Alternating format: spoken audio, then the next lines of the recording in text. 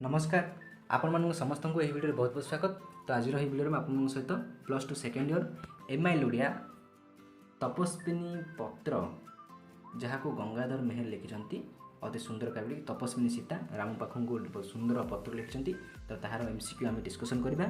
तो चलते स्टार्ट करवा। शरण बत्सल ध्वज रिपु गजाकुश ए ध्वज शब्दर अर्थ कौन ना ध्वज शब्द पताका। नवबामा बोली कवि क्या कहते नवबामा बोली कवि कौन नवविवाहिता द्वितीय पत्नी कहते। रामचंद्रंकर सद्गुणावली शतगुणर होता कहीं ना क्या मुग्ध नववधू को मुग्ध करने रामचंद्र सद्गुणावली शतगुणित हो। तापसंक अशांति नाशक बोली क्या कहुना तापसंक अशांति नाशक बोली क्या रामचंद्र को कहुई। नेक्स्ट देखा सीता रामचंद्र को चिठी लिखि कौन मागिले। सीता रामचंद्र को चिठी लिखि कौन मागिले ना नवप्रणयनी बाहर कर नवप्रणयनी क्यों घोर तपस्या करी क्यों मंत्र जप करी रामचंद्र को बर रूपे पाइले ताहा जानिबाई से कौन सीता रामचंद्र को चिठी लिखिथिले। नेक्स्ट देखा सीता पुत्रद्वय किपरि जननी जीवन कंदाउथिले। सीता पुत्रद्वय कौन बिना बाजना बिना सहायक रामायण गान करी कौन जननी जीवन कंदाउथिले। तरुलतागण कौन शुणी अथय होती तरुलतागण कौन कौन लवकुशंकर रामायण गान शुणी तरुलतागण अथय होती। सीता शिशुद्वय मन कौन पाई से आकर्षित करना ना कहीं ना रामचंद्र पदपंग दर्शन करने सीता शिशुद्वय मन से आकर्षित करना। नेक्स्ट देखा कौन शुणी सीतांकर हृदय हानि हो जाऊला। सीतांकर कौन रामचंद्रंकर गत दुखर कहानी शुणी सीता हृदय हानि हो जाऊला। रामचंद्र सीता प्रेम को कहीं स्वप्न मन करे सीता कहते ना रामायण कथा श्रवण कर सीता कथा मन पड़ जाए ताहले रामचंद्र सीता प्रेम को एक स्वप्न मन करे सीता लिखिं। सीता पत्र लिखुता बेले किए हसी हसी पहुँचले किए हसी हसी पहुँचे लवकुश हसी हसी पहुँचले। तपस्विनी किए बहुत इजी क्वेश्चन। तपस्विनी किए सीता। तपस्विनी पत्र क्या लिखिं ना तपस्विनी पत्र प्रभु रामचंद्र को उद्देश्य किए सीता सीता लिखिं। शरण बत्सल बोली कवि क्या कहते शरण बत्सल बोली कवि क्या ना शरणागत को निज संतान पर स्नेह प्रदान करता प्रभु रामचंद्र को कवि शरण बत्सल बोली कहते। दुख गिरीर वज्र किए ना दुख गिर वज्र किए मर्यादा पुरुष प्रभु रामचंद्र। दिन भिकाणी बोली क्या कहे सीता को निर्वासित सीता को कहीं से निर्वासिता तेणुक दिन भिकारिणी बोली एठारे कहुई। नेक्स्ट कहवा देखा राजराजेश्वर किए रामचंद्र। नेक्स्ट महायज्ञ किए दीक्षित होते बोली कहुई। महायज्ञ प्रभु रामचंद्र दीक्षित होते बोली कहुई। नवबामा बोली क्या कहुई रामक नवविवाहित द्वितीय पत्नी को नवबामा बोली कहुई।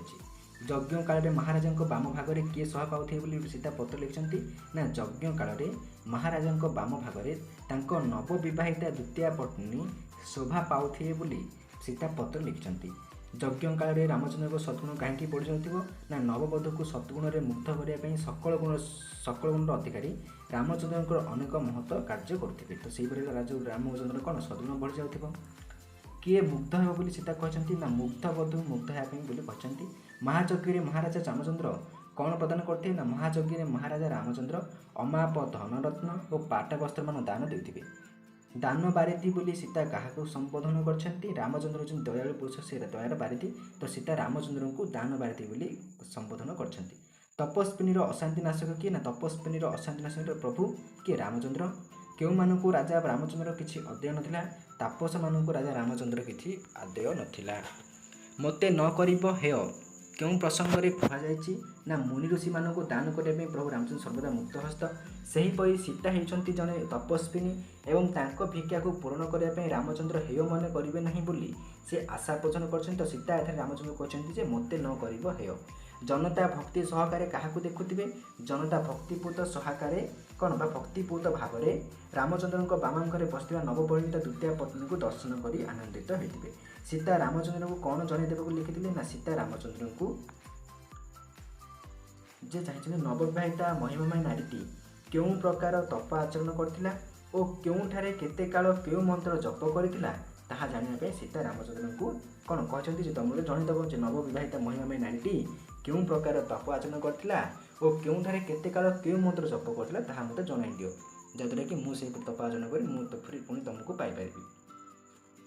नेक्स्ट देखा अत्यंत अबोध बोली सीता क्या कहते अत्यंत अबोध बोली सीता क्या कह लवकुश को कहते वाल्मीकि आश्रम जन्म था जन्म सन्तान लवकुश को अत्यंत अबोध शिशु बोली सीता कहते सीता पुत्र मानकर क्यों कार्य भाग्य ना कहते सीता पुत्र मैंने कौन जन्म काल पिता कोल बसबार सौभाग्य से ना पितार स्नेह श्रद्धार अत्यंत निष्ठ भाव पहुँचते बोली सीता पुत्र मान कौन पितृ लाभ भाग्य ना बोली कहते सीता पुत्र माने किपर जननी जीवन कंदाउले वाल्मीकि विरचित रामायण को पुत्रदेव बीणा जिना कंठरे गान कर जननी जीवन कंदाउले सीता पुत्र माने क्यों वाद्य सहायता रामायण गान करते सीता पुत्र माने बीणा जंत्र सहायता सुमधुर ललित स्वर रामायण गान करते तरुलता गण कौन शुणी अध्यय होती सीता लिखिं रामायण कहानी ही सीता जीवन करुण कहानी से ही अभुला अध्याय गुड़िक शुणी सीता दग्धीभूत होती से ही करुण परिवेश व्यक्तिर आखि को अश्रुसिक्त कर दिए से दुखरे विग्रह समस्त बन अध्यय होती बोली लेखक कहते शिशुपुत्रद्वय क्या सहित अयोध्या जाते शिशुपुत्रद्वय वाल्मीकि महर्षि सहित अयोध्या जाते केउठिरे मुक्त हो सीता पुत्र द्वय महर्षि सहित जाते ना रामायण वर्णित रामचंद्रन ख्याति और वीरत्व मुग्ध हो लवकुश वाल्मीकि महर्षि सहित जाते सीता शिशुपुत्र द्वय मन कौन पर आकर्षित होता ना परम पुरुष रामचंद्रन अशेष ख्याति जश वीरत्व तथा गारिमारे स्वतः आकर्षित हो जाती रक्तर चुंबकीय शक्ति रामचंद्रन पदपंग दर्शन करेंगे से उत्कंठित होते। नेक्स्ट देखा सीता हृदय क्यों हानि ना रामचंद्र रामायण में वर्णित राम सीता दुखद जीवनर अश्रुल कहानी शुणी हृदय हानि जाऊला कारण सीता वैदेहीर स्मृति किपर मन पड़े सीता लिखिं ना वाल्मीकि रचित रामायण को लवकुश श्रवण कले स्मृति मन पड़ा कथा सीता लिखिं कहीं रामचंद्र सीता प्रेम को स्वप्न पर मन करेंगे ना बीणा जिना कंठरे लवकुश रामायण श्रवण कर रामचंद्र यदि वैदेही स्मृति व्यतीत होती तेरे नवबधर सौंदर्य में मुख दर्शन कर से स्वप्न पर भूलीजे दुखिनी को वैदेही कहते हृदय विकल पत्र लिखुवा बेले पत्रटी क्या धोई जाता ना हृदय विकल पत्र लिखुवा बेले पत्रटी अश्रु सज्जल भाव बेगर विखलित हो आखि लुहरे पत्र धोई जाऊला। नेक्स्ट देखा तो यही भाव तपस्विनी पत्र आम समस्त 1 मास क्वेश्चन डिस्कसन कले तो आप नेक्स्ट टाइम मंदिर विरह व्याख्यार ऊपर वीडियो आनी तो यही वीडियो पर चैनल जोड़ी जाए जब आप पीडीएफ चाहती डायरेक्ट डिस्क्रिप्शन टेलीग्राम लिंक अच्छी से जॉइन होंगे आप पीडीएफ मिल जाए। Thank you to all for watching this video.